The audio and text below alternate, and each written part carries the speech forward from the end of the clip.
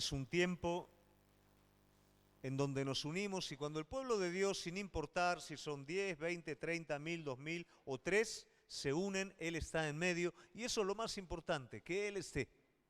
Todo lo demás no hay problema. Si Él no está, estamos en problemas. Pero si Él está, se cumple el propósito, se cumple el objetivo y Él, por supuesto, está. Amén. Muy bien, en esta noche vamos a estar hablando. ¿Quién quiere? ¿Quién quiere? Amén. Hoy vamos a hablar acerca de un tema que es querer. A ver, diga conmigo. A mí no me gusta hacer esto de hacer repetir, pero está medio complicado el asunto. Después se va a dar cuenta que es sencillo, como siempre, ¿no? Pero querer, diga conmigo, querer la voluntad de Dios. Vamos de nuevo. Querer la voluntad de Dios. Pastor, ¿por qué no dice solamente querer la voluntad de Dios? ¿Por qué no es lo mismo? Días anteriores hemos estado hablando acerca de un reinicio. ¿Amén? ¿Y cómo reinició el año? ¿Reinició caminando con el Señor? ¿Reinició con el altar? Amén. Y algo que hablamos el día jueves, cuando estuvimos viendo en Primera de Tesalonicenses, capítulo 1, versículo, si no me equivoco, era el versículo 9, acerca de servir, vimos un principio espiritual que era el principio de la unidad. Esto es muy importante que cada uno de nosotros lo tengamos presente porque es en este principio donde nosotros crecemos y donde nosotros vamos entendiendo aquellas cosas que por ahí las escuchamos pero nos cuesta alcanzar. El hombre adentro está dividido, está diversificado, está lleno de casilleros. Y para cada casillero, el hombre tiene un lugar, una dedicación, una clasificación para cada cosa, y cada cosa la pone en un casillero. En este casillero pongo familia, en este casillero pongo gustos personales, en este casillero pongo trabajo, y en este casillero pongo a Dios. Esto es complicado, porque el hombre frente a esto tiene que trabajar mucho y darle a cada cosa algo diferente, y entonces el hombre en medio de todo esto se pierde, se cansa, se confunde y se frustra. El propósito de Dios es completamente definido y distinto a lo que el hombre toma para sí. Y lo que Dios quiere hacer con el hombre es que en la interioridad del hombre haya una unidad que sea Jesucristo. Y esa unidad adentro del hombre afecte cada área de su vida. Por eso cuando hablamos acerca del servicio el jueves pasado, no hablamos como algo aparte de la vida, sino como una continuidad de nuestra vida. Pero es bueno que este criterio pueda ampliarse en nosotros para que cada vez lo entendamos de una manera mejor y crezcamos de una forma sólida en Cristo. La oración no es algo que hago un día jueves, no es algo que hago en el devocional de la mañana.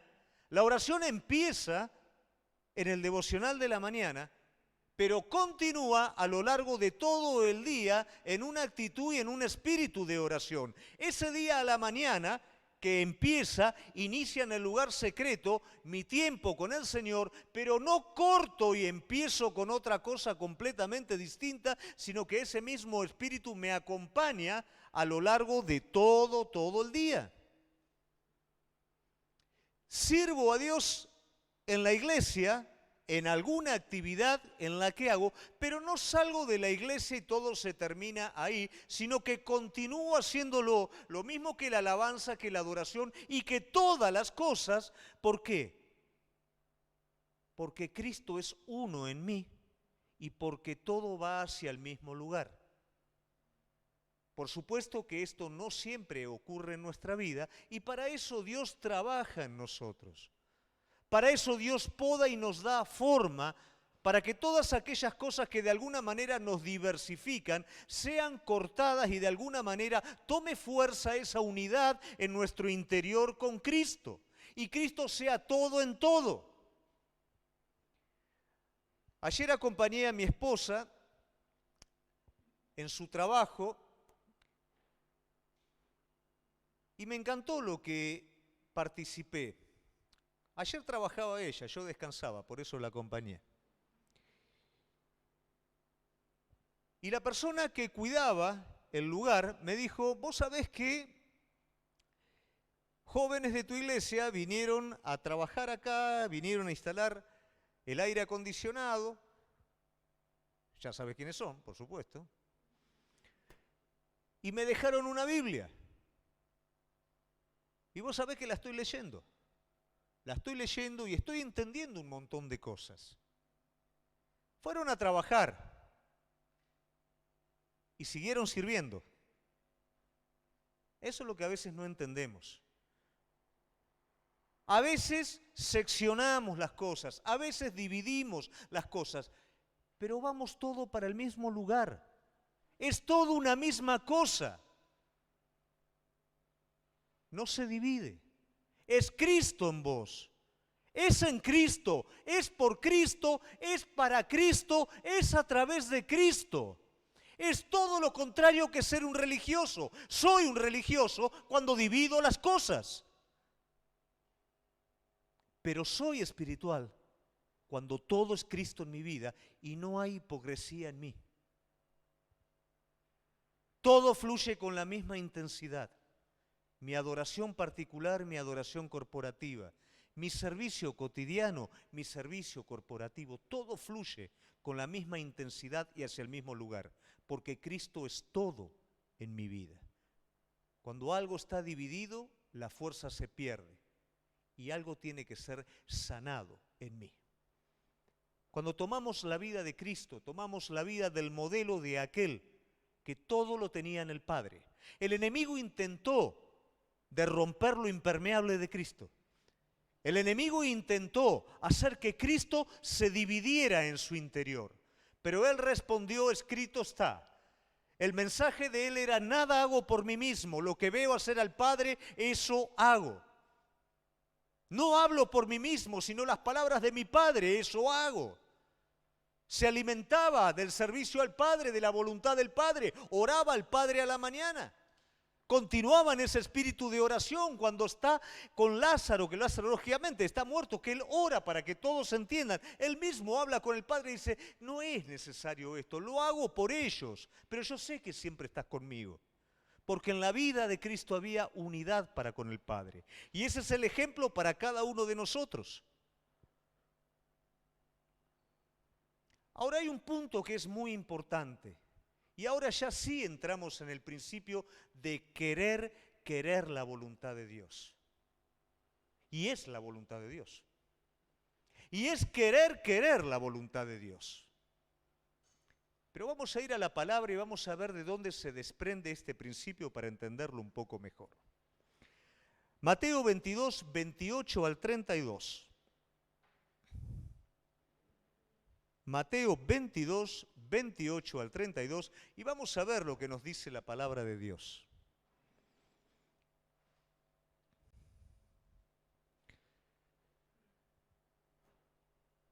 ¿Qué os parece? Un hombre tenía 2 hijos, y acercándose al primero, le dijo, hijo, ve, voy hoy a trabajar en mi viña. Respondiendo él dijo, no quiero. Pero después arrepentido fue. Y acercándose al otro, le dijo de la misma manera. Y respondiendo él dijo, sí, Señor, voy. Y no fue. ¿Cuál de los 2 hizo la voluntad del Padre? Dijeron ellos, el primero. Jesús les dijo, de cierto os digo, que los publicanos y las rameras van delante de vosotros al reino de Dios. Porque vino a vosotros Juan en camino de justicia y no le creísteis, pero los publicanos y las rameras le creyeron, y vosotros viendo esto, no os arrepentís después para creerle. Esta parábola, esta enseñanza nos habla de el arrepentimiento, pero por supuesto que nos habla de alguna manera de la actitud frente a la voluntad de Dios. Vemos un padre que tiene una voluntad y vemos dos hijos.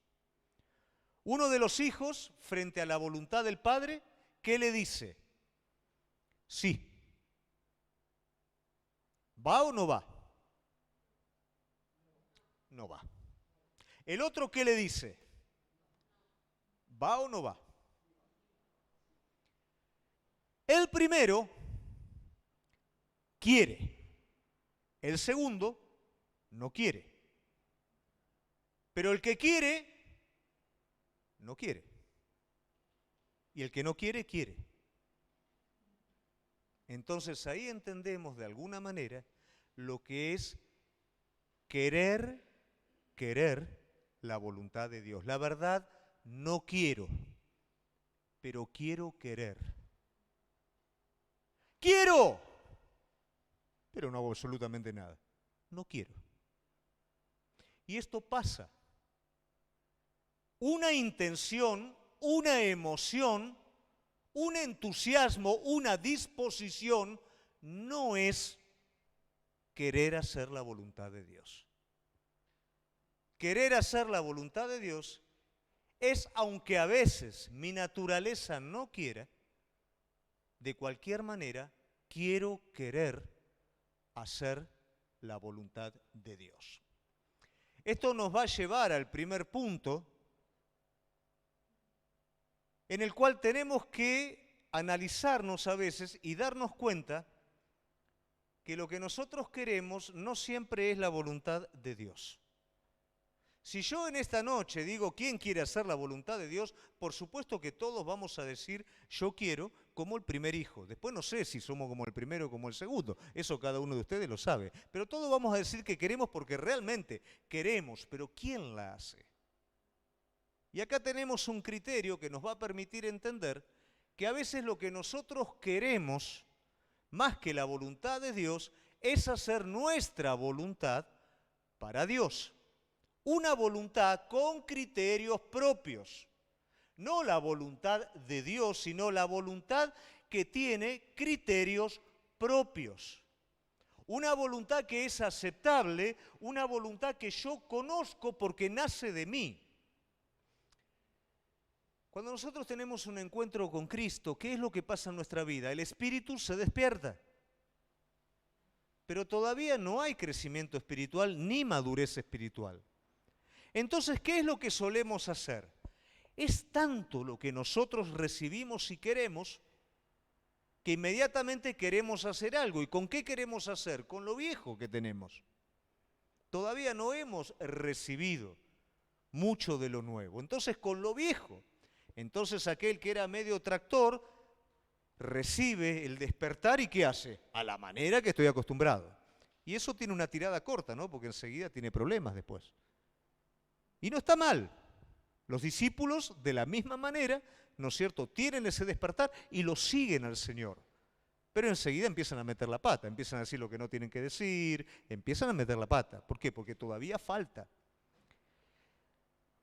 Muchas veces esta voluntad, que es a partir de criterios propios, tiene una parte positiva y una negativa. La parte positiva es cuando comenzamos a obrar por ignorancia de alguna manera, porque no sabemos. Ahora bien, Dios se encarga, cuando no sabemos, de enseñarnos. Pero hay otra parte que es negativa. Y esa parte negativa es cuando el motivo de lo que hacemos es nuestro interés propio. Es lo que nosotros queremos hacer. Y si no es lo que nosotros queremos hacer, no sé si quiero hacer la voluntad de Dios.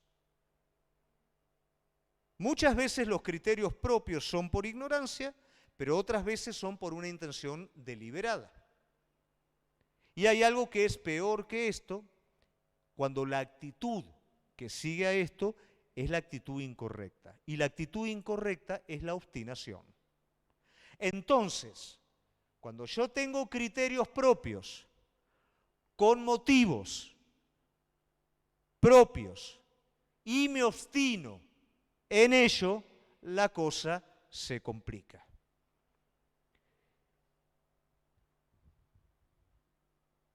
Primera de Samuel 15:23 nos va a enseñar por qué se complica. Porque como pecado de adivinación es la rebelión, y como ídolos e idolatría, la obstinación. ¿Qué es la obstinación? Trabo la dirección para este lado y no doy vuelta y se terminó. Y es lo que yo digo y es lo que yo creo y Dios es así y quiere esto. No, pero mirá, no es así. ¡Es así! ¿Cuántas personas quedan en el camino por criterios propios, motivos egoístas y obstinación? ¿Cuál es el principio? Que me lleva a ser de Dios y de su voluntad un ídolo. A ver los que estuvieron en el estudio, ¿qué dice la palabra? El ídolo, no entiendo nada.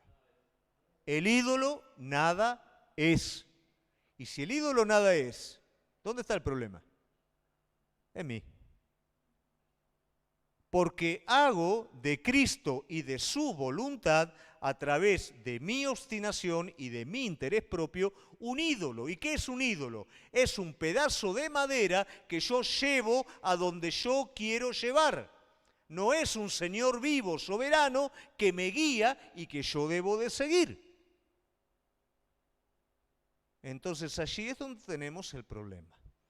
La idolatría no es prenderle velas al Gaucho Gil, no es San Roque, que este perro no me toque, no es ninguna de esas cosas. La idolatría es proyectar desde mí mismo lo que yo quiero hacer y que Dios me siga también.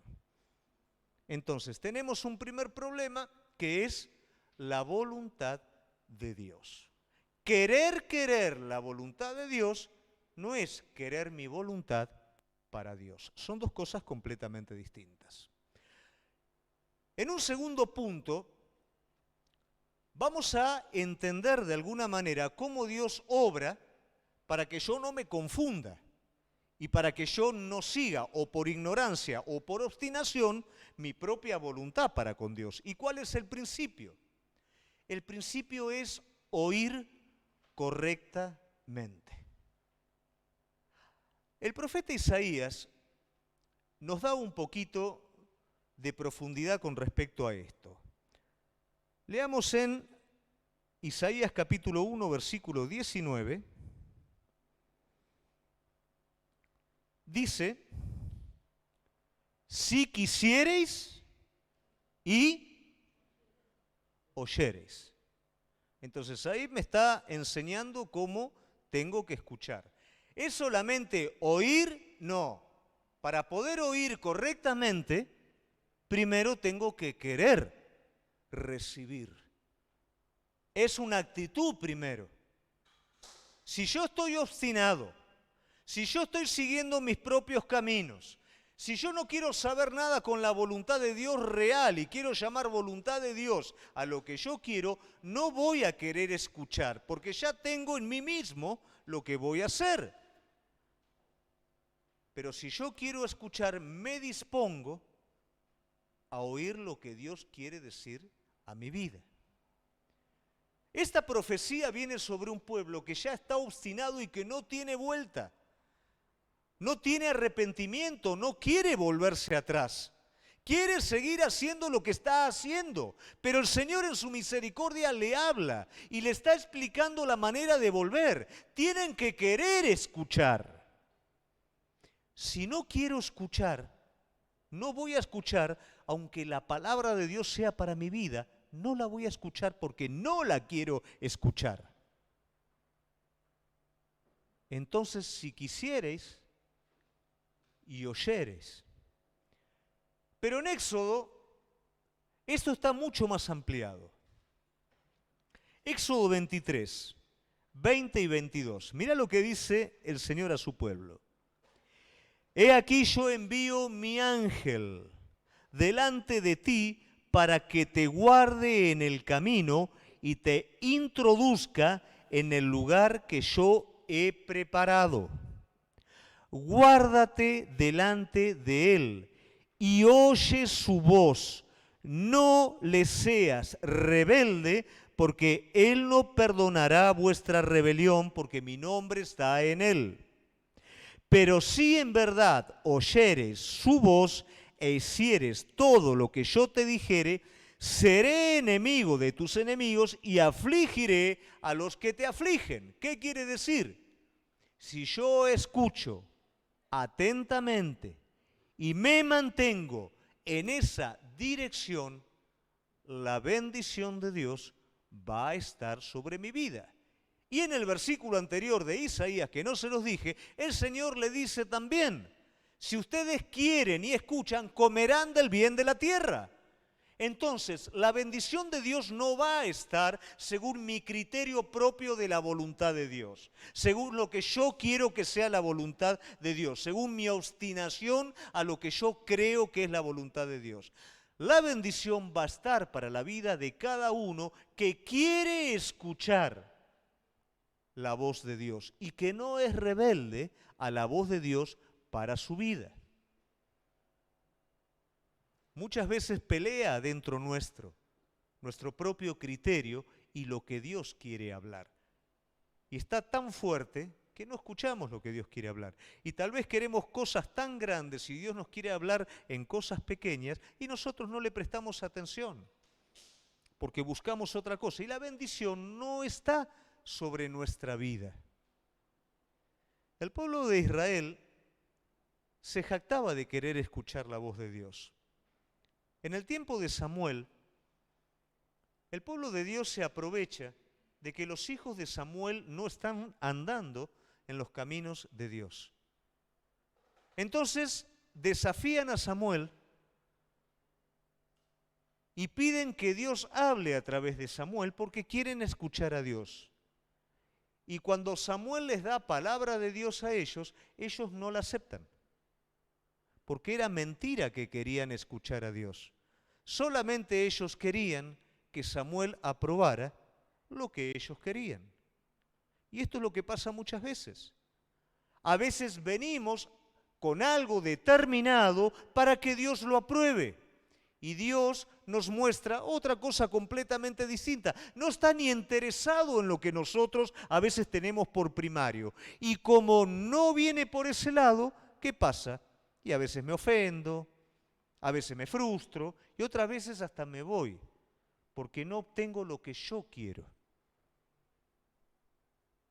El pueblo no quería hacer la voluntad de Dios. Y aun cuando Samuel se lo dice, el pueblo finalmente saca al ídolo de adentro. ¿Qué dice? Mira, la verdad, Samuel, nosotros queremos un rey que nos gobierne como las demás naciones de la tierra y que podamos ser como el resto de las naciones de la tierra. Eso es lo que queremos. Que vos levantes un rey que haga esto. No queremos escuchar lo que vos nos estás hablando. ¿Y qué es lo que le dice el Señor a Samuel? No te desecharon a vos, me desecharon a mí para que yo no reine sobre ellos. ¿Qué obtuvieron a cambio? Lo que ellos querían. Un rey que los confundió, que los turbó. Y eso suele pasar en nuestra vida.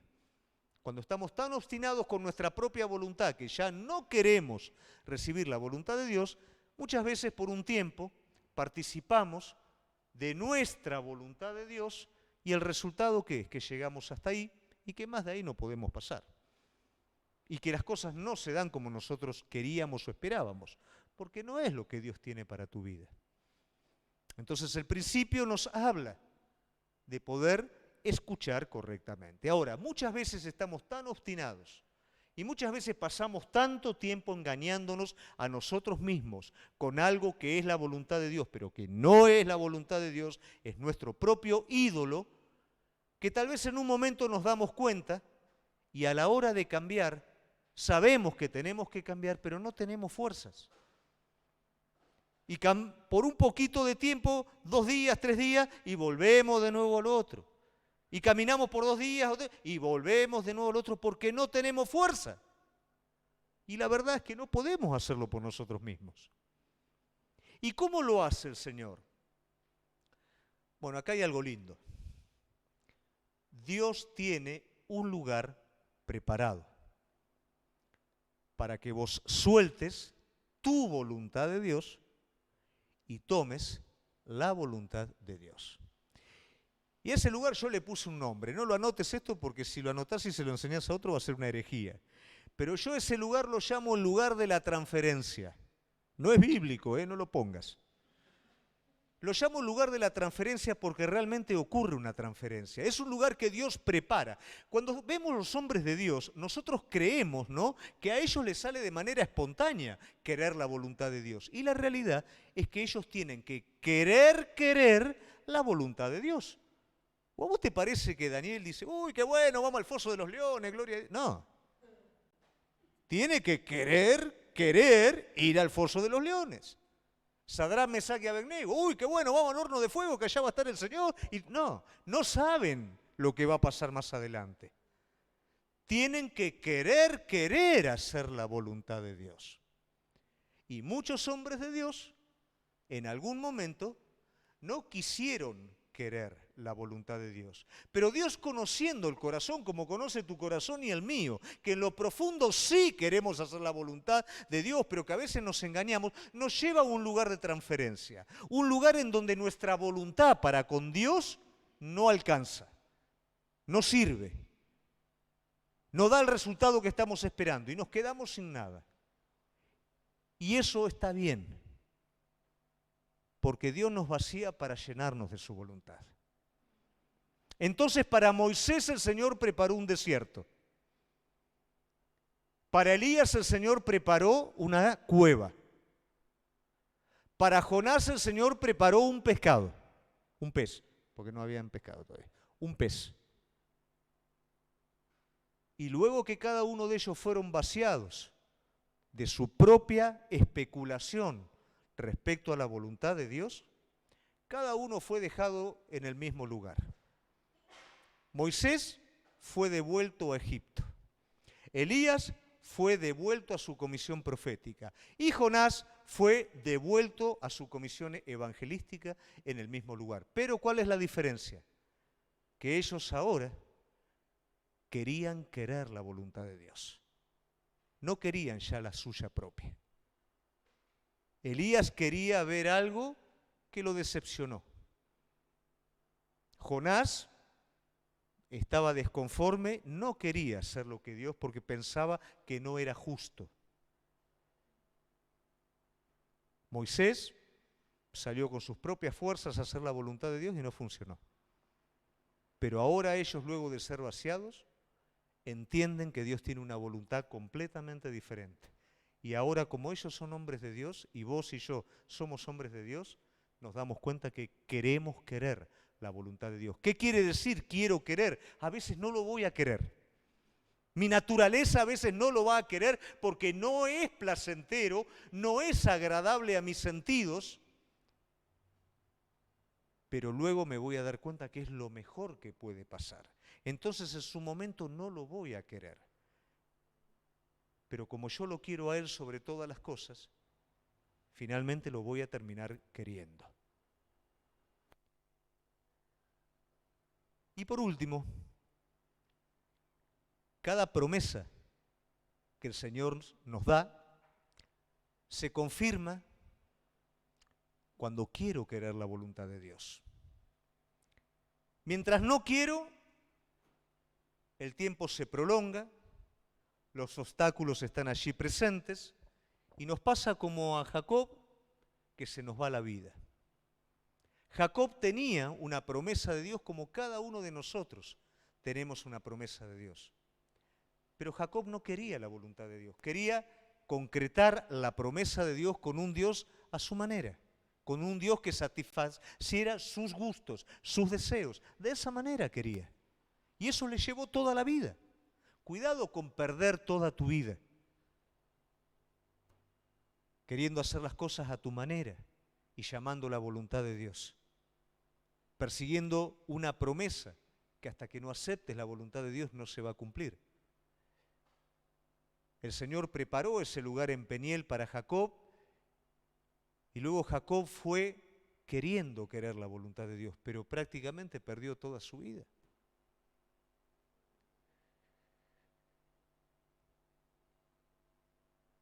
Para querer la promesa de Dios tengo que morir, chicos. Si hay alguien que recibió una promesa de Dios grande, fue Abraham. Pero esa promesa no nació hasta que Abraham definitivamente no murió. Abraham la quiso pelear con sus fuerzas y cometió un error grande, que fue Ismael. Pero finalmente Abraham entiende que no es la manera de hacer la voluntad de Dios y finalmente él dice, la verdad, mi cuerpo ya no da, mi mujer tampoco puede, no hay manera. Si Dios no lo hace, no lo puede hacer nadie. En ese momento Abraham murió y en el momento que Abraham murió, la promesa nació. Sara quedó embarazada. No de un Ismael, sino del hijo de la promesa, de lo que Dios le había dicho. Mientras peleemos con nuestras propias fuerzas, la promesa no nace en nuestra vida. Cuando queremos querer la voluntad de Dios y definitivamente nos entregamos, la promesa de Dios nace en nuestra vida. Y luego que la promesa de Dios nace en nuestra vida, la promesa de Dios debe de ser entregada nuevamente para que se multiplique. Y eso fue lo que Dios le pidió a Abraham. Una vez que el Señor le dio a su hijo, le pidió ahora a su hijo, para ver si Abraham quería querer la voluntad de Dios o simplemente quería retener. A veces las personas se quedan en esa parte de la promesa, en la parte del nacimiento y no en la parte de la multiplicación. La promesa se multiplica cuando yo la entrego nuevamente al Señor. Y el Señor dice, ahora sé que Él es mi amigo. Ahora sé que Él no se va a quedar nada para consigo. Ahora sé que Él quiere querer mi voluntad. Y este es el desafío, querida iglesia, que quiero dejar a cada uno de ustedes. Cuidado con armar nuestra voluntad para con Dios, obstinarnos en nuestro criterio y en nuestros motivos propios de una voluntad para con Dios, haciendo de Dios y su voluntad un ídolo. Escuchemos bien.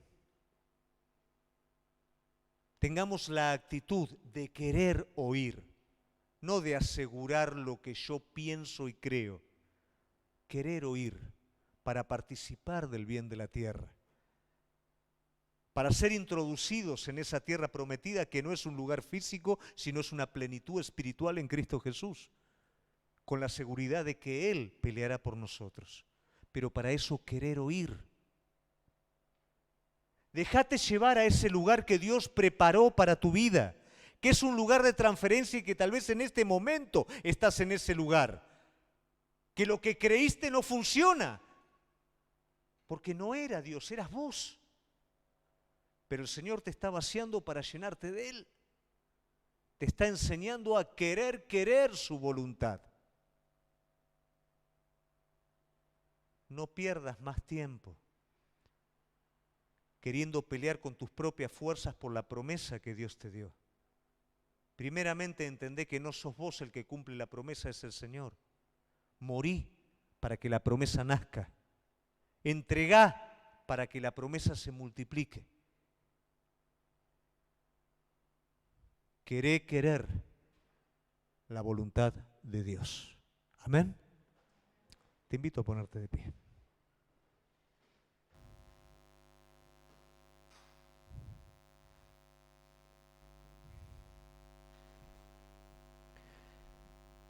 Vamos a cerrar nuestros ojos